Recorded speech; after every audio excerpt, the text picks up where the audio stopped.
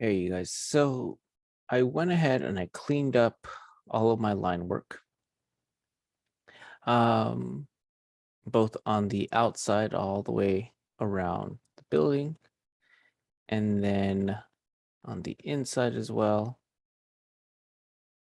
in my staircase. Okay. So at this point, I'm now ready to begin to apply materials. Okay. So in the default tray, we have our materials selection. You could also use the paint bucket up here, or the shortcut key is the letter B on the keyboard. And that's true for both PCs and Macs. Now, if you're on a PC on a Mac, similar to all of the other default tray, you're gonna have to go up to Windows and then select the materials category in order to make it pop up. But if we go ahead and take a look right here in the materials category,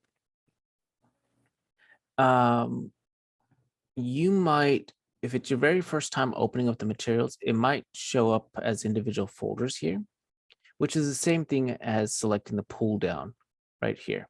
Okay. So here we have 3D printing, asphalt and concrete, brick, cladding, and siding. If we go to these folders, it's the same thing, 3D printing, asphalt and concrete, brick, cladding, and siding. So you could click into any of these categories and it already has some pre-built materials inside here. Okay. And they're all pretty good. They're all pretty good at, what do you call it? They're all pretty good materials. Okay. As far as the quality goes, as far as the tiling of the images goes and things like that. I'm going to go ahead and start off with the brick. I'm not going to finish off with the brick here, but I'm going to use a brick because I think it's a good example. There's a lot that we can do with it. And it's a good example to use as a material when starting to learn learning about materials in SketchUp. So I'm going to go ahead and hide my roof. And I'm going to say, okay, let's select the brick material. And I want to apply the material to my walls. Maybe I want a brick wall. Okay. There's two ways of going about applying a material. We could apply it to an entire group. Remember, my walls are actually grouped. And just by clicking on the group itself. Now, when I do that, it applies the material to the entire group, both outside and inside. Okay. Now, in certain cases, we might want that. In certain cases, like the walls, we wouldn't. So, for example, when we cover adding materials to the window frames or adding materials to the glass, that's a situation where I'm okay with the entire surface, every single surface being one material. I'm okay with metal being one material for the entire frame and glass being one material for or on all surfaces as well. But when it comes to walls, I'm not okay with one material on all surfaces. So let's go ahead and undo this. So to apply material strictly on an individual surface, we actually have to go into the group. So we have to edit the group and get to the point where we could actually select individual surfaces. And then we would apply the material directly to that one surface. Okay, just like that. Now, there is another added benefit of applying material directly to a surface, and that is that we can select the surface, right click, and this is only after the material has been applied, right click, and we get this option for texture, and then we could go to position. Okay, so we could go to texture, and then what we can do is we could adjust the image. We could make it larger. We can rotate it. So maybe we want vertical. We want the brick to be laid out vertically. Okay. But most importantly, what I think is important to note is that you'll notice that it's essentially tiling one image. So this actually, if you could kind of see the blue dots here and kind of see a grid, maybe we can see it better this way. Not really.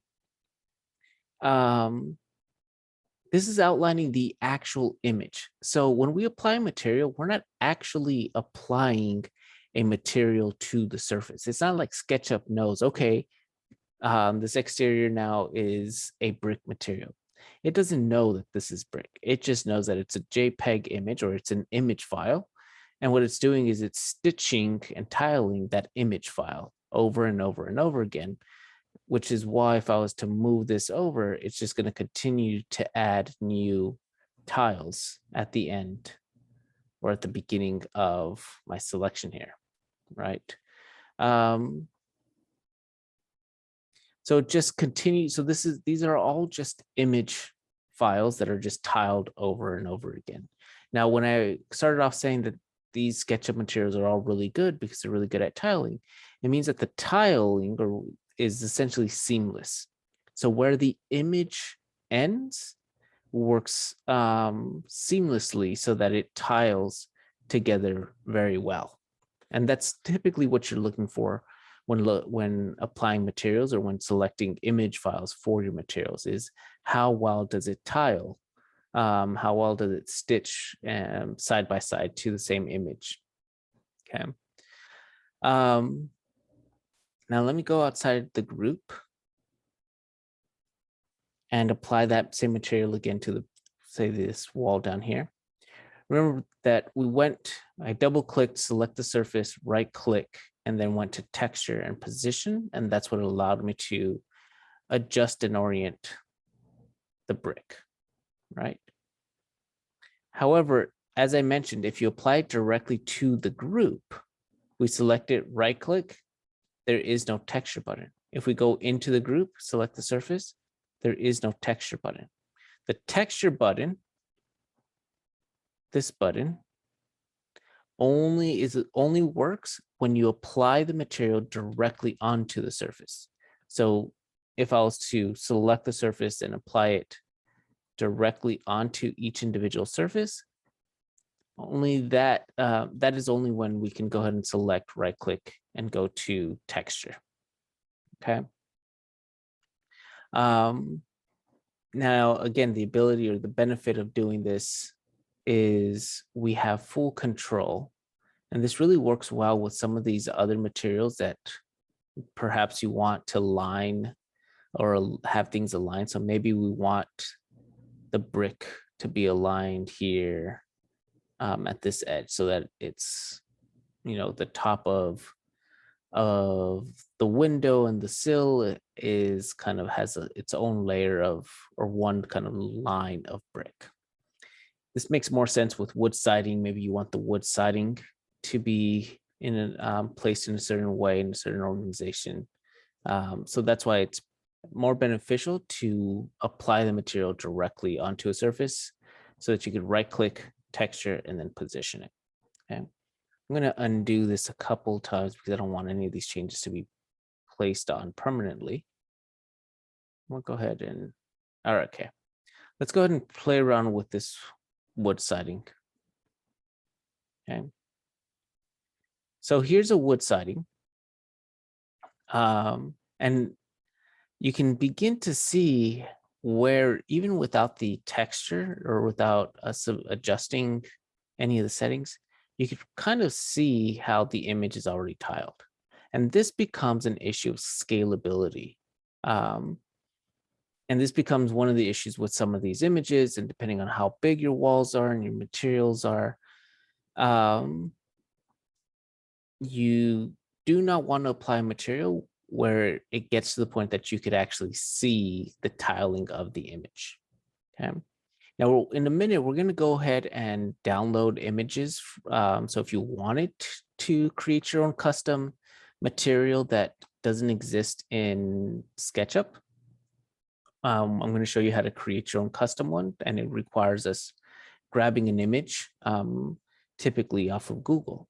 And one of the things that we're going to look at when selecting an image or trying to figure out what's a good image to use has to do with the fact that the image is tiled. And right here, this material is really good to kind of showcase why it's important to select a good image, and why it's important to select, and a good image being that they're essentially similar tones from top to bottom of the image.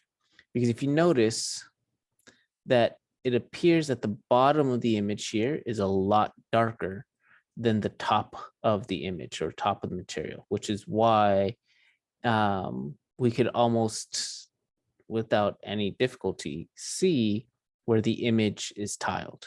Because when the image is stitched together from top to bottom, it goes dark to light, right? Dark to light there. Horizontally, it works well. I think the image is stitched together seamlessly without any issues. The problem is that the image itself is darker on one side and lighter on the other side. And when selecting images for your own custom materials, that's a big kind of red flag. We want to try to avoid selecting image files where it's darker on one side and lighter than the other, because if we do that, then we have this issue here, right, where it makes it really easy to see where a image begins and where it ends. So one of the things that we can do here is we can right click, go to texture, position, right? And there's, you see the image. We can say, if we want to, we could line it up there, and I would probably go a bit larger and maybe move this up. There we go. And so it's a little bit less noticeable than, say, something like this, where it's a little bit less noticeable that it's a tiled image. Okay. Now, the other thing too is that because it is an image file, it's not, we can't specify the width of these planks. So it's not like we can go in and say, okay, I want each plank to be 6 inches wide or 8 inches wide. It's an image file. It doesn't recognize this as wood planks. The closest thing we can do is create a guide that is, let's say, 6 inches. And then when we go into the image, we right click, texture, position, and we essentially have to scale it down and eyeball it. There we go. And that's kind of as close as we'll be able to get to ensure that these planks are about 6 inches in width. Okay. Let's go ahead and delete this guide. Now you guys could go ahead. I'm going to go and maybe add colors. So here we have carpets. We have colors. We have 2 types of colors. We have colors, which is just kind of generic colors. And then we have colors named. Colors named tend to be kind of paint manufactured colors. Okay. But let's go ahead. And so, you know, if it's going to be a specific, if I want more of a painterly type color, so color that might be used on a wall, we'd go to colors named. If I want more of a generic or general color, I would go to just the colors tab. Okay. We have glass and mirrors. We have landscapes, metal, patterns, roofing materials, stones, synthetic surfaces, tiles, water, window coverings, and wood. Okay, so these are all of the categories that we have available to us. Now, on top of that, we also have the edit tab. So right now, by default, we're on the select tab. We also have the edit tab. Okay. Now, in the edit tab, this is a place where we can actually adjust the color of the material. Now, I typically recommend people not to play around with the coloring, but it is an option that you have. And this is if you want to go more kind of a reddish wood, or if you want a different kind of, have a little just more control of the color. And this is true for any material. We can select a brick and turn the brick blue if we wanted to, right, in the edit. However, you have to apply the material first before you could actually make those changes. Okay. Now I am probably going to go,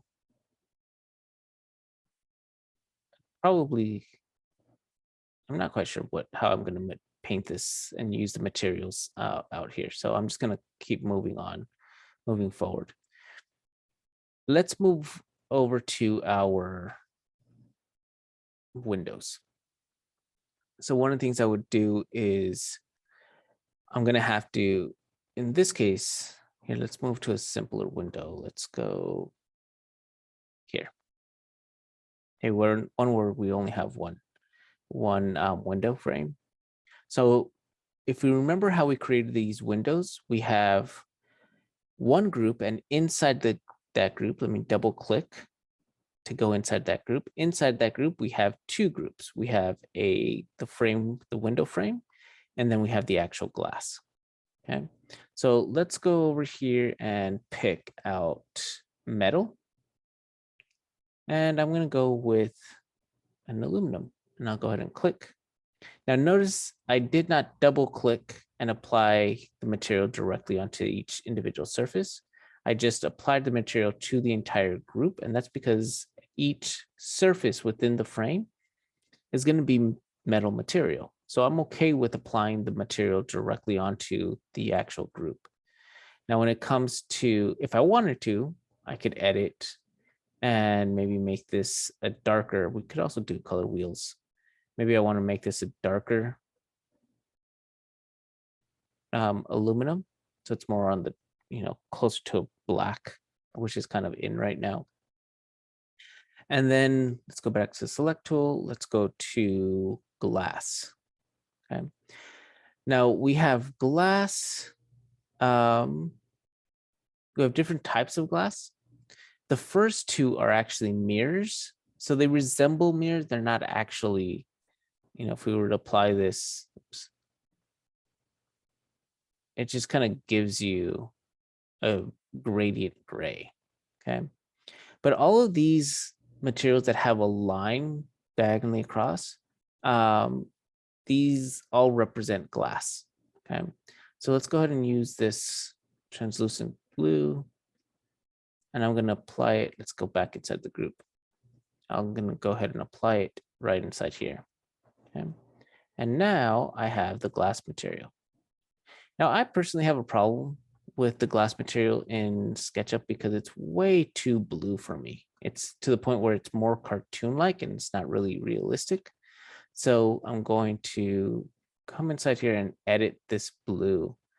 And I'm not actually going to edit the blue itself, the color. I'm going to edit the opacity. Okay, the opacity is how see-through is it, right? We can make it really opaque to the point where you really can't see anything. Or we can make it a lot less, which is where I tend to go to. So somewhere around about the 20, actually not even, closer to about 13, between 10 and 15 is what I like. All right. So it gives you a small kind of blue tint, slight blue tint. Slight blue tint, but I think it's nice, right? It's not cartoony. It's not cartoon-like. Now from here, let's say I want to go ahead and apply that same material over here. I could double click. Now we can go back to metal, right? And then I have my aluminum and apply it there. But you'll notice that this time it's that gray when I kind of really like the darker color. So what you can do, and this is true for any material, I could use the eyedropper here, the sample paint. So I'll click on this, and then I go click on the material that I like, and you'll notice that the material has now changed over here, and now I could apply it over here. I could do the same thing, click on the eyedropper, click on the glass, and you'll notice that the material has changed, and apply it here and there. Right? And so that's how we end up applying materials to the glass, itself. One side note I forgot to mention over here, We have the wood framing, or I'm sorry, we have the wood paneling, but it stops at the bottom of the wall. That means that I'm going to have to apply the material down here as well. So if I was to go back to wood, is that where I found it? No, I found it in siding, right? Cladding. I can apply it here and there and there. Okay. Now, in most cases, it actually lines itself up pretty well, right? The scale. But over here, remember we adjusted the scale on this one texture. On top of that, you'll also notice that I forgot, we changed the color as well. So that's why it's, a little bit more faded up on the top. So this is a perfect situation where I would go inside here, use the eyedropper and select this, just click on that surface and then change that and that. Now, the eyedropper also mimics scale. So over here, notice how these lines don't line up as opposed to over here that they do. Okay. What I'm going to do is double click inside here so that I could edit that surface, use the paint or use the eyedropper, and now click right here so that it matches this material and then apply it. Let's get out.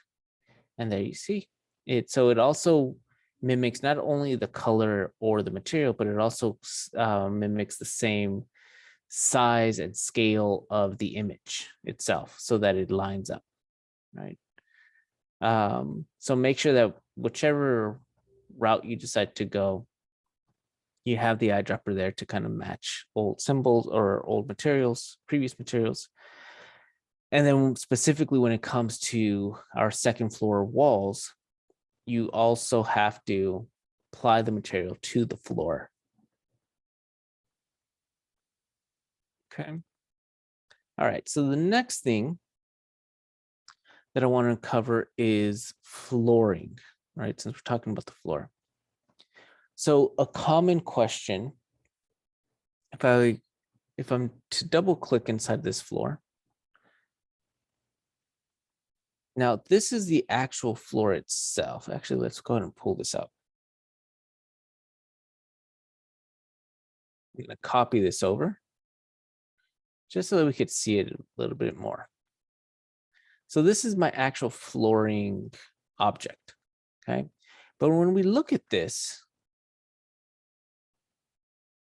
we kind of see it divided into different zones, different areas. And it could be that maybe I want a material out here that is not the same as this one.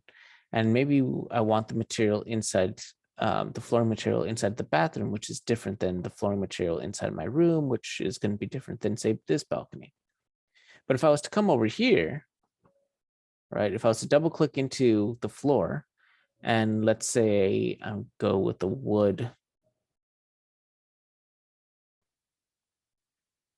floor, and I apply it, it's going to apply it to the entire surface, which obviously, if I was to do that, I don't want that. I don't want the same material inside my bathroom and in my balcony and things like that. So now how do I divide it? So the trick is actually, let me do it over here as well. When it comes to floors, the trick is to divide the surfaces up in the way that you want. Okay. So if I'm going to want a different surface in the balcony space, then I would draw the line so that it divides up this surface. If I want another one from, say, the bathroom, in the bathroom space, oh, see, I hid the line, so that's why it gets a bit weird. So I'm going to pull a guide. Oh, of course, it's hidden. Let's go ahead and place one guide there. And now I can go ahead and draw a line. And that divides up that surface, right? So now if I want to, we have to do here.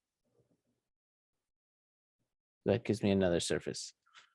So now with the surfaces with these lines, I can go ahead and apply the material here, and maybe it's a different one over here, and so on and so on. Oops. Right, so now I could have different materials. Now, obviously, that's way too much wood and not what I want, but it does give you an idea of what it is that we're trying to do here.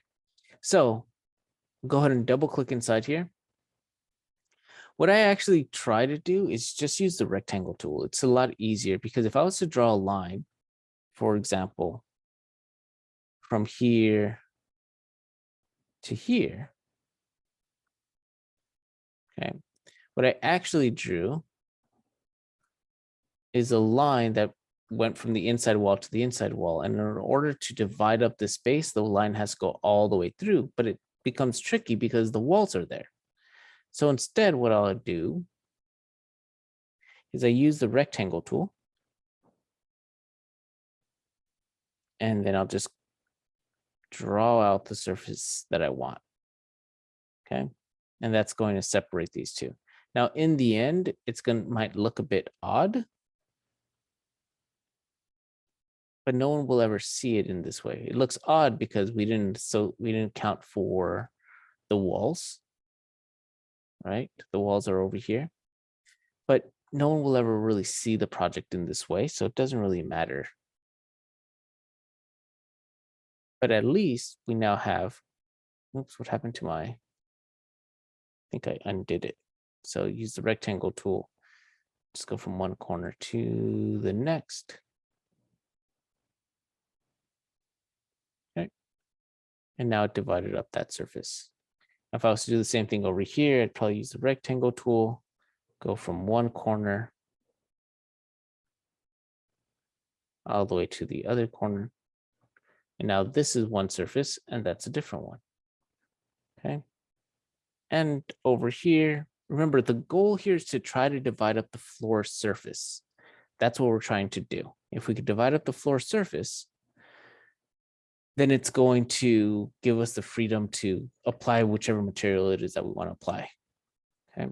So in this case, if I was to go from here over here, it's not going to do much because remember, that's all I've done. But what I can do is come inside here and maybe delete and bring a line over here so that that didn't go all the way through either. So I also have to continue the line on this side. There we go. So now I have this surface over here and this one over there. Okay. So that's how you go about adding or kind of dividing up the spaces on the inside. Now, if I wanted to, I could go ahead and do what I had mentioned before. Maybe I go with a tile inside the bathroom. Maybe I go with, maybe I'll do a brick flooring over here on this side. And then I'll do a wood flooring upstairs. And I don't know, let's go with the concrete. Yeah,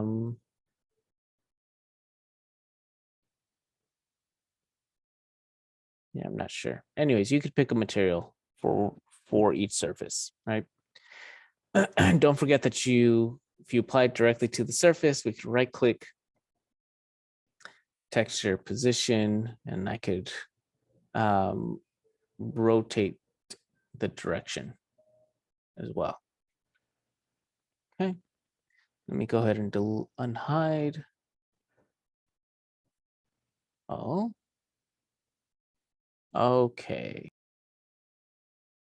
So now what I want to do is go over creating your own custom materials. So now we've learned how to apply materials, how to use them over here, how to edit some of them. But now what if you want to create your own material, a material that doesn't exist in any of these pull downs.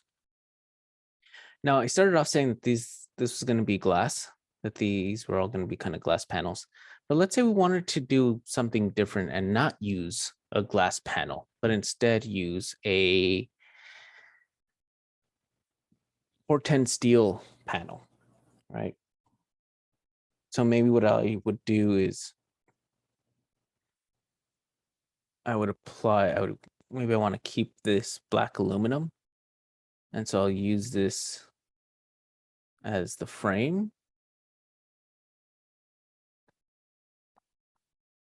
But the insets here, oops, don't want the floor. I'll just leave it at that. Inside here isn't going to be glass. Maybe I want it to be a Corten steel panel. So if you want to create your own custom material, we're going to need an image. Now, unless you actually have the material in front of you, you're probably going to head over to Google and search for images. So let's go ahead and do that. So I already started the search.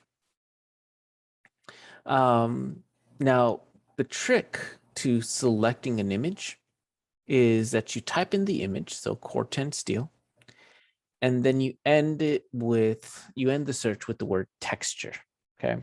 And that's going to give you these kind of flattened out images, okay? As opposed to if I was to just delete that and do Corten steel, right? We get images like this, images that I can't really use to tile, okay? So that's why we type in texture. Okay. Now, sometimes you get lucky and Google will even give you the option to select a tileable image, okay? If it doesn't, and you're just looking at images, the first thing I would actually do is come over here to more. Oops, no, sorry, tools, and change the size. And you want to go large. You don't, I mean, the larger the file, the better, because it means that the clearer the resolution. And so if we were to render this, it'll be nicer. Now, I mentioned that when selecting the image, you want to try to avoid images that are lighter on one side and darker on the other side, because remember, it's going to be tiled together. It's going to be pieced together. So therefore, you want to avoid images where it's darker and lighter on opposite ends so that it tiles better. So for example, this image here is much better to tile. But I want more, maybe I'll go with something like this, okay? Now you also want to avoid these types of images, right? The ones that already have a stamp on them, because we can't use it. We want to avoid images like this that already have a white background, because SketchUp will go ahead and add that white background. SketchUp does not know that the image is just inside here, in between the white kind of rectangles on the top and bottom. It's going to stitch together the entire image. Okay, so that's why it kind of helps to select an image that's rather flat. And as I'm doing this, I'm also looking at this one. Now, Corten steel by nature tends to be darker on one side, or it already has a lot of this kind of rustic discoloration that makes it really difficult to kind of tile. Plus, it's a metal, so it in and of itself has kind of a pattern. But I really like this image. This one down here came up, and this one's good too because it's less of a difference. It's more neutral, right? It's over here, it's darker up here, lighter down here. Right here, this is more of a neutral color, so it could tile better. I'm also looking at the size. So this is 2970 by 1004. That's in pixels. So that means it's a relatively high or large image file. Okay. I'm going to go with, you see, for what we're trying to do in this case for the panels, I'm okay with, since we're not going to tile it from top to bottom, I'm okay with it being darker on one side and lighter than the other. If I was to apply this on a wall, where it's going to be tiled in all directions, I'd probably select this bottom one down here. Okay. Now what I'm going to do is actually right click on this image and then down here, open image in new tab. Okay, you don't want to save this image because the image that you're going to save is this small preview image, right? That's not the image we want. We want the big one. So we're going to open image in new tab, go to that tab. There we go. And now it's a larger image. I could even use the magnifying glass and it's going to zoom in even further. And then I'll right click. You want to get the full extent of the image. And when you do, we'll right click, save image as, and it's going to take me to, I could go ahead and save it wherever I want. I'm going to put it in my desktop, call it Core 10 Steel, and save it. Okay. Once I have the image saved, then we're going to go back to SketchUp. Okay. And in the materials category, we have this icon here, right in the middle between these between the three icons. The one in the middle is create material.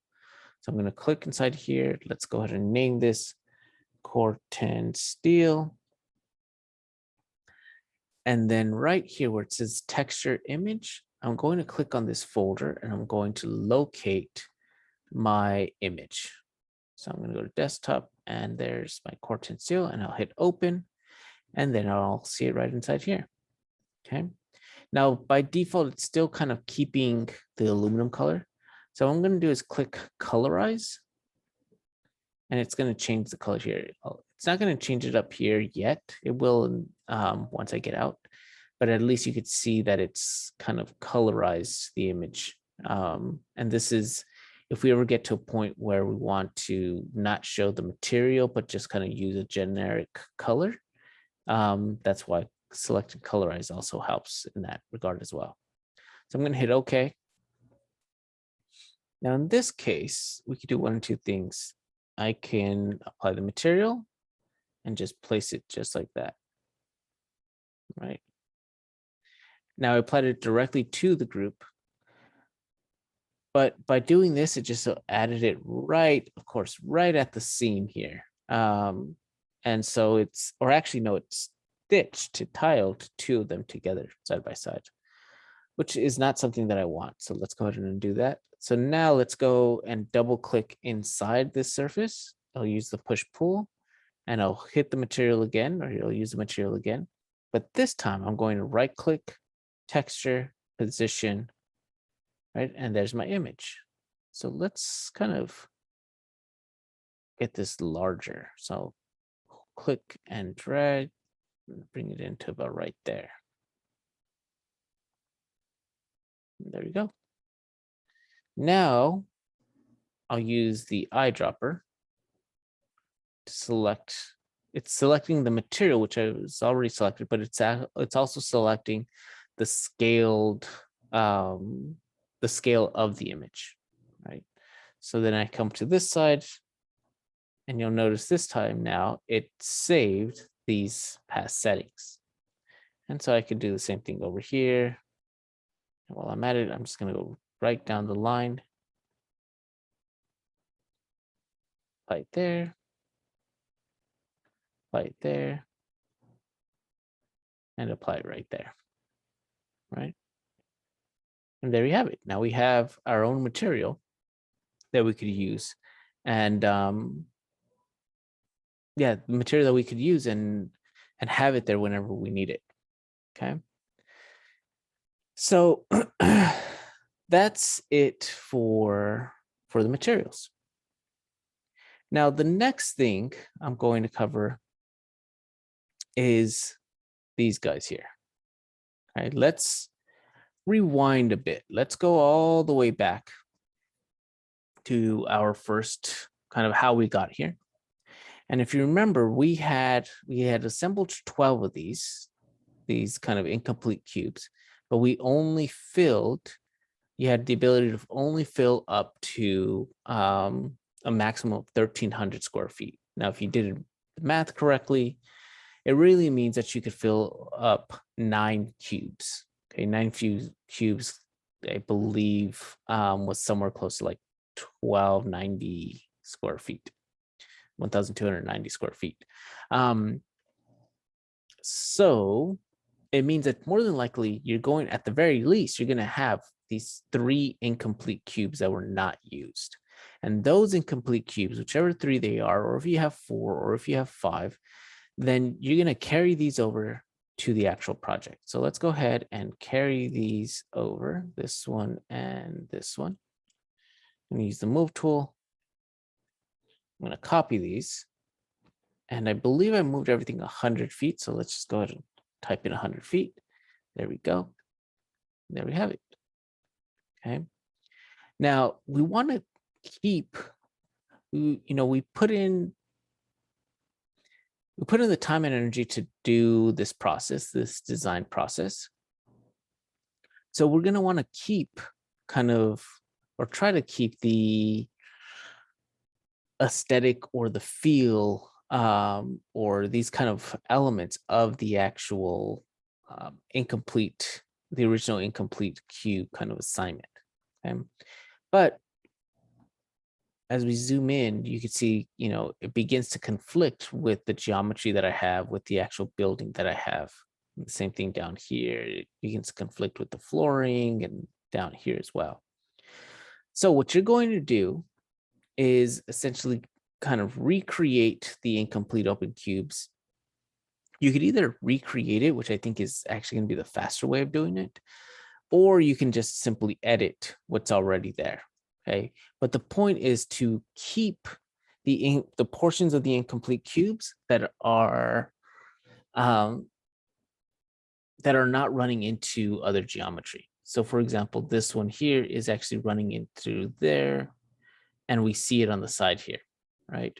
So what I would do in this situation, I'd go into the group and delete this, and then come inside here and push pull. Try to push pull this right inside there. And then over here on this side, I delete this guy. Right. And now we have, portion of the incomplete cube and its remnants. Over here, for example, and this one might make more sense. This incomplete cube is running through the bottom of the flooring, right? So this might be a situation where maybe I grab this surface, this portion and that one, everything that corresponds to my design. And I'm going to move this down 6 inches, right? So that it still feels, and you see it inside here, although it might be slightly off because these were actually running through the floor. And now that we're lowering it, so it's technically not 12 feet and so on, but it's okay because we're trying to maintain kind of true to the design process, right? And then I could double click inside here and push pull this down to the bottom. Try to, let's see, oh, that's because it's still grouped. No wonder. Okay, now, there we go. I'm going to take that right inside there. The same thing over here. I'm going to go and take this. Now, if I was to move this kind of beam up 6 inches with the rest of the building, you'll see that it's floating. Okay. Now, we could leave that as is, or if you want, have it sit right there as well. Okay. Now, in this case, there's not much we could do with this guy, so I'll leave him there. And I already moved these down.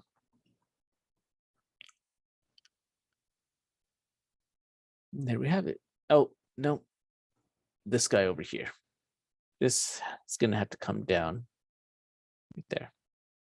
So again, we're editing the incomplete open cube kind of segments so that it fits with our overall design. Okay. And then I would continue on and go and do the same thing with this side as well. Okay. And then we're going to leave it. You could apply the material to these these segments as well. This way they're not just kind of these white boxes. but again, the goal is to kind of incorporate it into the building. Now, the last thing, and this is really more than anything optional, is furnishing the building, right? We've covered the 3D warehouse in the past tutorials, and in there, I believe, I'm almost certain that I mentioned that at that moment that we were in the 3D warehouse, which I think it was when we were covering cabinets, I'd said, don't add your dining table. Don't go crazy in the 3D warehouse, especially knowing that it's easy to go crazy in the 3D warehouse and just kind of grab everything that you see. I said refrain from kind of that desire, and that we'll have an opportunity at the end. And so at this point, once you have all the materials, everything's cleaned up, this is the point now that if you want to furnish the space using the 3D warehouse, now's the time to do so. But remember that if you do so, it does increase your file size. And depending whether it's a good file or a bad file, it could increase or decrease it, increase or decrease the file size by quite a bit. So you want to be careful with that. But you could bring in something like a dining, you could keep it simple. You could bring in a dining room table, a few sofas to throw around in the living room, maybe a master bed, a bed inside here.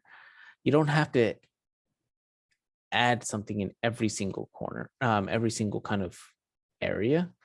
In addition to that, trees and plants, any type of vegetation or foliage takes a huge amount of disk space, right? So you want to try to minimize that to the best or to the most that you can. Enscape, if you're to render, has really good trees and bushes and things like that. And they're pretty small.